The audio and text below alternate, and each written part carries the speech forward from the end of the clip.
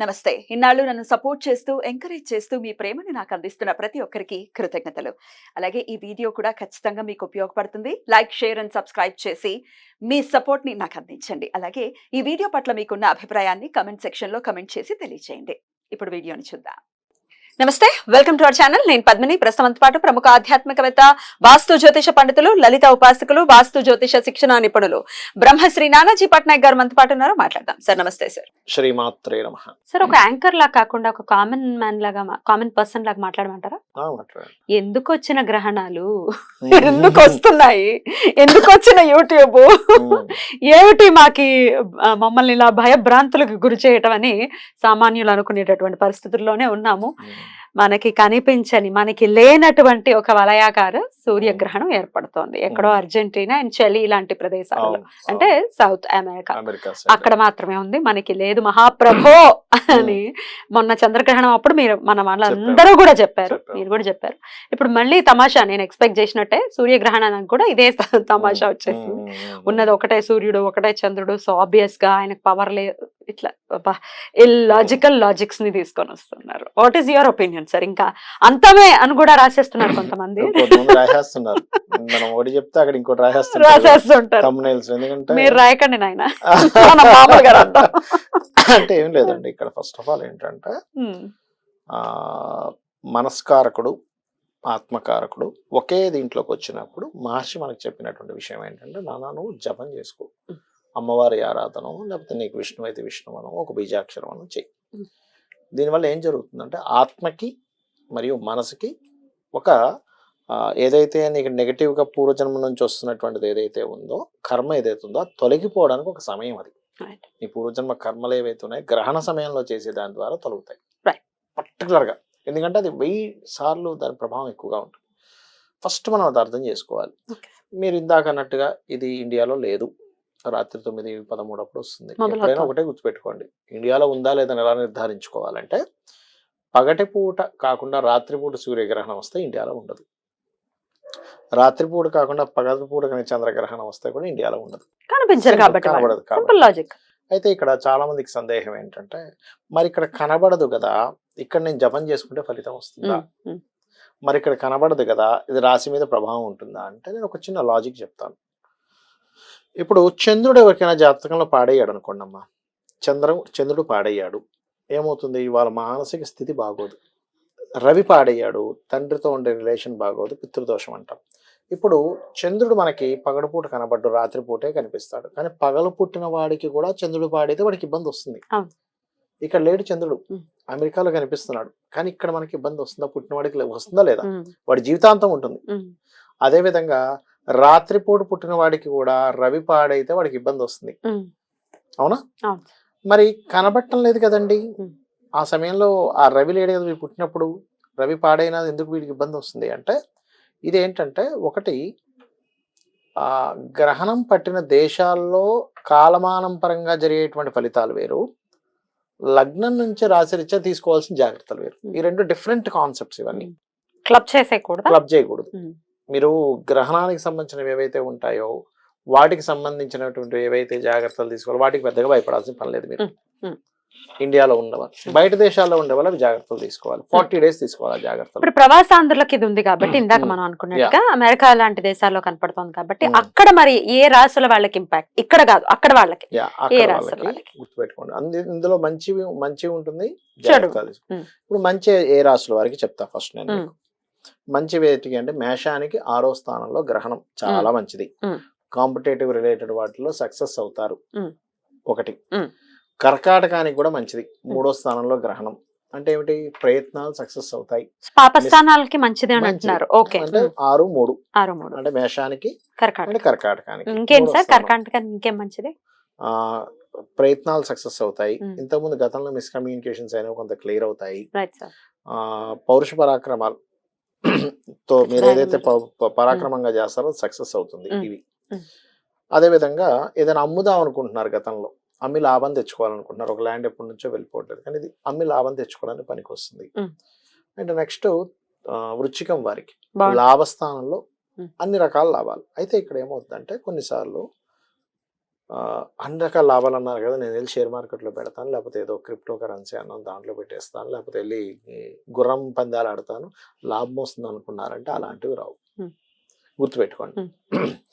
అలాగే ధనస్సు వృచ్చికానికి ధనస్సుకి కూడా, ధనస్సుకి కూడా కెరియర్ పరంగా బాగుంటుంది. ధనస్సు వారికి, ఈ 4 రాసుల వారికి చాలా బాగుంటుంది. కుంభం వారికి న్యూట్రల్ గా ఉంటుంది, అటు ఇటు కాకుండా ఉంటుంది. రైట్. మరి జాగ్రత్తలు ఏ రాశులు వాళ్ళు తీసుకోవాలి, ఏ లగ్నం వారు, లగ్నం అయినా రాశి అయినా గుర్తుపెట్టుకోండి. పర్టికులర్ గా చూసుకుంటే కన్యా, ఎందుకంటే కన్యా రాశిలోనే గ్రహణం పడుతుంది కాబట్టి వాళ్ళు జాగ్రత్త తీసుకోవాలి. ఎలాంటిది అంటే ఇక్కడ ఏదో నాకేదో అవమానం జరుగుతుంది, నాకేదో పరువు పోతుంది అనేటువంటి దీంట్లో తప్పిదాలు చేస్తారు వీళ్ళు కన్యావారు. ఎందుకంటే రవి కదా, రవి కీర్తికి కారకుడు కదా, అందుకని అట్లాంటి థాట్స్ వస్తూ ఉంటాయి. నన్ను ఏదో అవమానపరిచారు అందుకే నేను ఇట్లా బాధపడుతాను అంటుంటాడు. ఒక రకమైన వైరాగ్యంలోకి వెళ్ళిపోతారు ఈ గ్రహణం వల్ల. ఇది అక్కడ ఉండేవాళ్ళు, ఇక్కడ ఉండేవాళ్ళకి కాదు. అలాగే మకరం వారు లాంగ్ జర్నీస్, బ్యాంక్ ట్రాన్సాక్షన్స్ విషయంలో జాగ్రత్తగా ఉండాలి మకరం వారు. వృషభం వారు సంతానం విషయంలో జాగ్రత్తగా ఉండాలి. ఇప్పుడు బయట దేశాల్లో ఉన్నారు, గర్భవతి, జాగ్రత్తగా రెస్ట్ తీసుకోవాలి. అంతేగాని దీన్ని మూఢనమ్మకం అనుకోకూడదు. నాకు అర్థం కాని విషయం ఏంటంటే, రెస్ట్ తీసుకోమంటే మూఢనమ్మకం ఎందుకంటారు నాకు అర్థం కాదు. అప్పుడే తినేలా ఆ 4 గంటలు తినకుండా కదా, మరి రెస్ట్ మూఢనమ్మకం ఎందుకు మారుస్తున్నారు అసలు వీళ్ళు? ఇప్పుడు ఒక ఫ్యాక్టరీ ఉందమ్మా, అందులో చేసే ఒక కార్మికుడికి హెల్త్ కొంచెం బాగాలేదు అనుకుంటే, బాబు నువ్వు రెస్ట్ తీసుకుంటే నువ్వు నన్ను మూఢనమ్మకమా, వీళ్ళందరితో కలిపి పని చేయొద్దా అంటావా? అనగా రెస్ట్ తీసుకోమంటున్నాడు. అలాగే నేను చాలాసార్లు ఇట్లాగే ఒకసారి ఏదో వాస్తుకి వెళ్ళినప్పుడు కూడా, అమ్మా మీరు ఈ 5 days కొంచెం రెస్ట్ తీసుకోండి అమ్మా కూర్చోనంటే, ఏంటి గురువు గారు మీరు కూడా ఇట్లా మూఢనమ్మకం? నేను అలా కాదమ్మా, రెస్ట్ తీసుకోమంటే మీరు ఎందుకు మూఢనమ్మకం అనుకుంటున్నారు, నాకు అర్థం కావట్లేదన్నా. అదే కదా, అసలు గ్రహణం టైంలో చాలా ప్రూవెన్ కూడా ఇది, కావాలంటే మనం ప్రూవ్ చేయొచ్చు కూడా. గ్రహణం టైంలో ఒకవేళ గర్భవతులు తిన్నా, లేకపోతే ఏదైనా చేయకూడని పనులు, పెద్దవాళ్ళు చెప్పినవి చేయకూడని పనులు చేస్తే దానికి సంబంధించిన 100% రిజల్ట్ ఉంటే తీరుతుంది. We can prove it. ఒక్క 2-3 గంటల సేపు శుభ్రంగా నిద్రపో. నేనేమి అక్కడికి వెళ్ళి నేను మూటలమయ్యి రాళ్ళు మయ్యే గ్రహణ సమయంలో నువ్వు వెళ్ళి రాళ్ళు కొట్టాలి, లేకపోతే ఇంకోటి ఏదో చేయాలి అనట్లేదు. నువ్వు మోకాల మీద కూర్చో, గోడ కూర్చేసుకొని చెప్పట్లే, పడుకో శుభ్రంగా నిద్రపో అంటే కూడా నీకు ఇందులో ఇంకోటి ఏదో కనిపిస్తుంది అంటే ఇంకేమనాలి అనేది ఒకసారి ఆలోచించాలి. కాబట్టి వృషభం వారు జాగ్రత్తగా ఉండాలి సంతానం విషయంలో. ఎందుకంటే వృషభం వారికి పంచమంలో జరుగుతుంది, వాళ్ళు జాగ్రత్తగా ఉండాలి. ఓకే. ఇంకోటి సింహం వారు ధన విషయంలో జాగ్రత్తగా ఉండాలి గ్రహణంలో. అండ్ తులవారు ఇన్వెస్ట్మెంట్స్ విషయంలో జాగ్రత్తగా ఉండాలి, వీళ్ళు జాగ్రత్త పడాలి అంతే. మిథునం వారు ఏదైనా ప్రాపర్టీస్ డీల్స్ చేసే విషయాల్లో జాగ్రత్తగా ఉండాలి మిథునం వారు. వీళ్ళు ఇంకోటి మీనము వారు వివాహ సంబంధించినటువంటి మాటలు మాట్లాడుకునే విషయాల్లో జాగ్రత్తగా ఉండాలి. ఇది అన్ని రాసుల వారు జాగ్రత్త తీసుకోవాల్సినటువంటిది. ఇక్కడ కాదు, అక్కడ వాళ్ళు ఇక్కడ మనం భయపడాలి. ఇక్కడ వాళ్ళు కూడా ఒక 40 days కొంచెం ఈ విషయాలు జాగ్రత్తగా ఉంటే మంచిది. సంతానం కోసం గర్భవతులు పెద్దగా ఇక్కడ ఏం పాటించాల్సిన లేదు, ఎందుకంటే మన గ్రహణం లేదుగా, ఇబ్బంది లేదు. రైట్ సార్, ఇక మనం అసలు మాట్లాడుకోవాల్సినటువంటి టాపిక్ ఇంకొకటి కూడా ఉంది, మహిళా అమావాస్య. అది సార్. అయితే గోచార రీత్యా ఇంకొక ప్రశ్న సార్, చతుర్గ్రహ కూటమి అనేది జరుగుతోంది. ఎందుకంటే కేతు, రవి, చంద్ర అండ్ బుధ కన్యా రాశిలోనే ఉంటున్నారు. ఈ 4 గ్రహాలు ఒకే రాశిలో ఉండటము, అమావాస్య ఆబ్వియస్ గా వాళ్ళిద్దరు రవి చంద్రులు కలుస్తారు కాబట్టి అమావాస్య కాబట్టి, మరి దానికి ఏమైనా ఇంపార్టెన్స్ ఉంటుందా ఇక్కడ మనకి? ఇది ప్రపంచ వ్యాప్తం మొత్తం ఉంటుంది. ఎలా అంటే రవి ఎప్పుడైతే, మనం గతంలో కూడా ఒకసారి చెప్పాను, ఇంకో 15 days ముందే చెప్పాను, ఇది ఇట్లా రాబోతుంది, కొన్ని గవర్నమెంట్ సంబంధించిన విషయాలు విపరీతమైనటువంటి వ్యతిరేకత వస్తుంది ప్రపంచ దేశాలు వీటిలో వచ్చింది. ఆల్రెడీ మనం 15 days బ్యాక్ 20 days బ్యాక్ చెప్పాను, ఆల్రెడీ వస్తుంది. కొంతమందికి మంచి పేరు కూడా వస్తుంది, ఎందుకంటే రవి ఎప్పుడైతే తులలోకి వచ్చి కుజుడితో చూడబడతాడో అప్పుడు నీచభంగ రాజయోగం జరుగుతుంది రవికి కుజుడికి. అదొకటి. పెద్ద పెద్ద ఫ్యాక్టరీస్ ఏమైనా సరే ఇంప్లిమెంట్ అవుతాయి దీనివల్ల, కుజుడు నీచభంగ రాజయోగం వల్ల, రవి నీచభంగ రాజయోగం వల్ల. అంటే ఒక పెద్ద ఇన్ఫ్రాస్ట్రక్చర్ లేదా ఒక పెద్ద ఇది ఒక నాయకులు తేవడం వల్ల కూడా ఒక మంచి జరుగుతుంది దీనివల్ల. Plus at the same time కుజుడు శనిని చూస్తున్నందుకు గందరగోళాలు కూడా జరుగుతాయి. అంటే ఒక గొప్ప మంచి ఉంది ఈ గ్రహణం నుంచి, గ్రహణానికి ముందు నుంచే స్టార్ట్ అవుతుంది. అండ్ 40 days ఉంటుంది దాని ప్రభావం. అలా ఉంటుంది. సామాన్యుల మీద సార్, సామాన్యుల మీద అంటే అమ్మ ఇప్పుడు చూడండి బార్డర్స్ దగ్గర నివసిస్తుంటారు, అట్లాంటి వాళ్ళకి కొంచెం ఈ యుద్ధం వల్ల జరిగే ఇబ్బందులు, లేకపోతే కొన్ని మత కలవరాల వల్ల జరిగే ఇబ్బందులు, ఉంటాయి. లేకపోతే అనవసరంగానే అగ్రెసివ్ నేచర్ రావడం మనుషులకి. ఎందుకంటే అది కాకుండా ఇది ఈ సంవత్సరం పేరే క్రోధినామ సంవత్సరం కదా. కుజుడు ఎప్పుడైతే నీచ పొందుతాడో తన ప్రభావాన్ని విపరీతంగా చూపిస్తాడు. Right.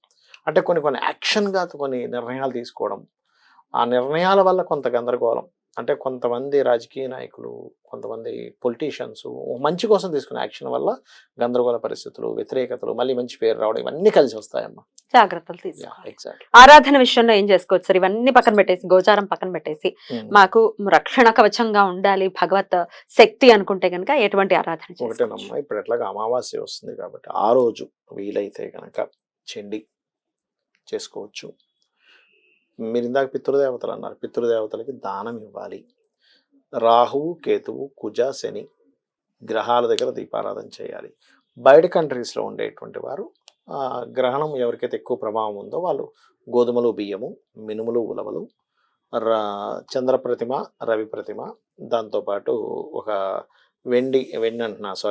ఇత్తడి గిన్నెలో ఆవు నెయ్యిని పెట్టి దానంగా ఇవ్వాలి. నాగపడికి కూడా ఇస్తే మంచిది.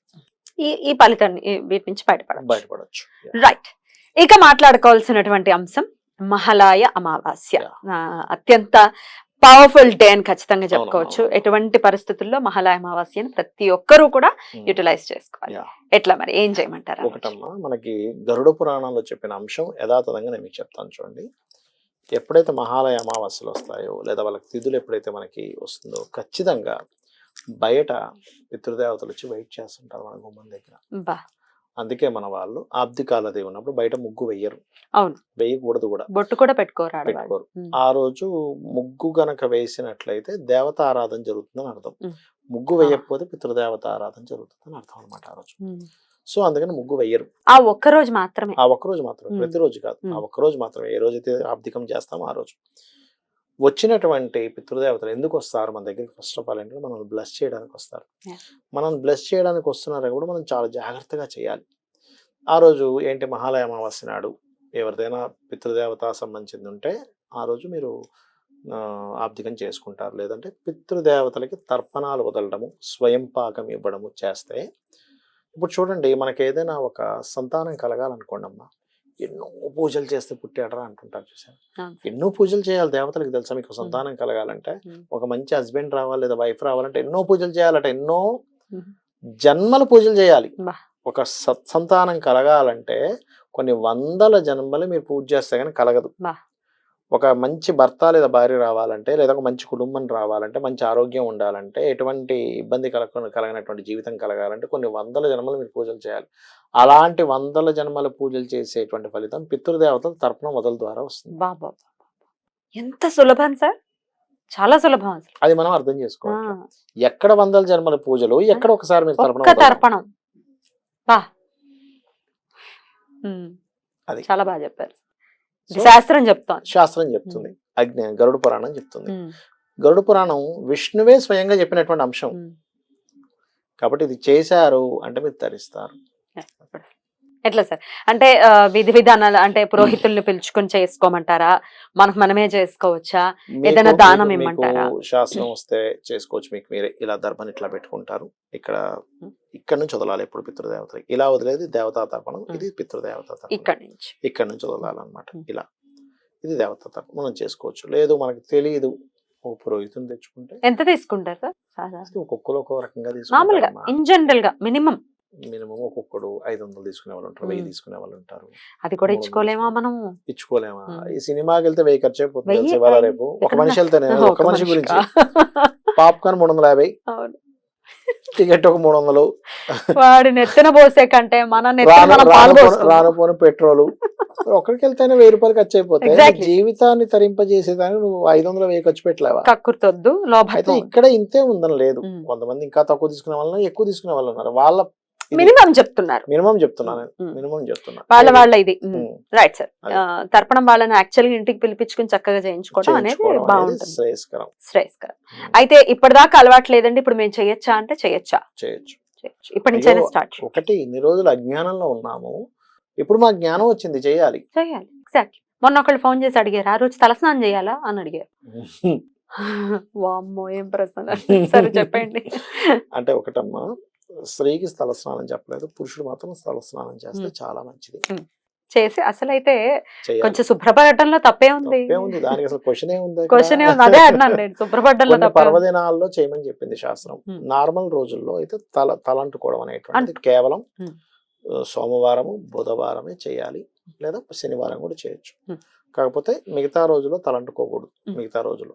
కానీ ఇలాంటి ఏమైనా పర్వదినాలు ఉన్నాయి, లేదా నేను ఒక అమ్మవారి పూజ స్టార్ట్ చేశాను, అలాంటి సమయంలో చేసుకోవచ్చు, తప్పలేదు. ఇంట్లో వాళ్ళు సహకరించట్లేదు, మరి మేము ఎలాగా మా పెద్దలకి, ఇప్పుడు మా అమ్మ నాన్నగారు మొన్న ఇందాకే వచ్చింది ఒక కాల్, మా అమ్మగారు నాన్నగారి కోసం చేయాలనుకుంటున్నాం కానీ మా ఇంట్లో వాళ్ళు చేయనివ్వట్లేదు. ఒక ఫీమేల్ కి అయితే వచ్చేటటువంటి ఇబ్బంది ఇది. అప్పుడు వాళ్ళు ఎట్లా ఈ రోజును వినియోగించుకోవాలి? దీనికి శాస్త్రంలో తల్లిదండ్రి బ్రతికుంటే బియ్యము చెట్లు వదలాలని చెప్పింది, తులసి మొక్కలు వదలాలని చెప్పింది తల్లిదండ్రులు బ్రతికున్నవారు. లేదండి మేము ఆడపిల్లలమే ఉన్నాము, మా హస్బెండ్ ఇట్లాంటివి ఒప్పుకోరు, అప్పుడు నేను ఏం చేయాలి అంటే శాస్త్రంలో చెప్పినటువంటిది ఒక కర్తని పెట్టుకొని చేయమని చెప్పింది. ఆ కర్తకి కూడా తల్లిదండ్రులు ఉండకూడదు, అలా చేయమని చెప్పింది. అట్లా చేసుకోవచ్చు. కాని పక్షంలో ఏదైనా దానం స్వయంపాకం ఇవ్వచ్చు, స్వయంపాకం ఇవ్వచ్చు, తప్పేం లేదు. ఇప్పుడు హస్బెండ్కి ఉండాలి అని మనం ఎవడో చచ్చిపోతే ఇప్పుడు నేను ఇవ్వడం ఏంటి అంటారు కొంతమంది తెలియక. నువ్వు చచ్చిపోయిన తర్వాత తెలుస్తుంది ఆ విషయం, నిజంగా ఈ పితృదేవతలు ఉన్నారు, నేనే ఇల్లు అక్కడ నిలబడతానని. నీకు అప్పుడు తెలిసేది ముందే చెప్పారు మహర్షులు. ఇంకా అప్పుడు ఎంత అరిచి గీ పెట్టినా ఎవరికి వినపడదు, ఎవడో చేయడు, ఏమీ ఉండదు, నువ్వు అనుభవించాల్సిందే దాన్ని. వద్దు బాబు చేద్దాం. కనీసం గోశాలకు వెళ్ళి గోవుడికి ఏదైనా తినిపించండి. శాస్త్రంలో ఎన్ని రకాలు చెప్పారంటే, ఇప్పుడు పిండాలు పెడతారు కదా, నీకు ఎక్కడా నీకు ఏమీ దొరకలేదు, ఉట్టి పిండి దొరికింది, పిండితో పెట్టు. అన్నం దొరికింది, అన్నం కూడా దొరకలేదు, మట్టితో పెట్టమని చెప్పింది పిండాలు. రాముడు దేంతో పెట్టాడు? గార పిండితో పెట్టాడు. ఇంకోటి రేగులతో పెట్టొచ్చు అని చెప్తుంది శాస్త్రం, రేగిపళ్ళతో పెట్టొచ్చు అని చెప్తుంది శాస్త్రం. అగ్నిపురాణంలో ఉంది ఇదంతా కూడా. అండ్ అలాగే మరొకటి ఏంటంటే, మీకు పిండాలు మనం తీసుకెళ్ళి నీళ్ళలో వేస్తాం, అగ్నిలో వేయొచ్చు అని చెప్తుంది, గోవుకు తినిపించవచ్చు అని చెప్తుంది, పక్షులకు వేయొచ్చు అని చెప్తుంది. ఇవేమీ దొరకలేదంటే మనుషులు నడవనటువంటి ప్రదేశంలో గొయ్యి తీసి పాత పెట్టమని చెప్పింది, అట్లా కూడా చేయొచ్చు అని చెప్పి. ఈ విధానాన్ని అనుసరించుకొని ఖచ్చితంగా మహాలయ అమావాస్యని ప్రతి ఒక్కరూ వినియోగించుకోవాలని మరీ మనవి చేస్తూ, కొన్ని కొత్త ప్రశ్నలు వస్తూ ఉంటాయి సార్, అన్ని నేను అడ్రస్ చేసేయాలన్న అర్జ్తో ఉంటాను నేను, అన్ని అడిగేయాలి. కొన్ని నాకు కూడా థాట్, ఏమైనా అలాంటి డౌట్స్ ఉంటే కనుక కమెంట్ సెక్షన్ లో కమెంట్ చేయండి. ఈసారి సార్ వచ్చినప్పుడు డెఫినెట్ గా వాటికి ఆన్సర్ చెప్పించేటటువంటి ప్రయత్నం చేస్తాను. Is it okay sir? Thank you so very much sir. నమస్తే. శ్రీమాత్రే నమః.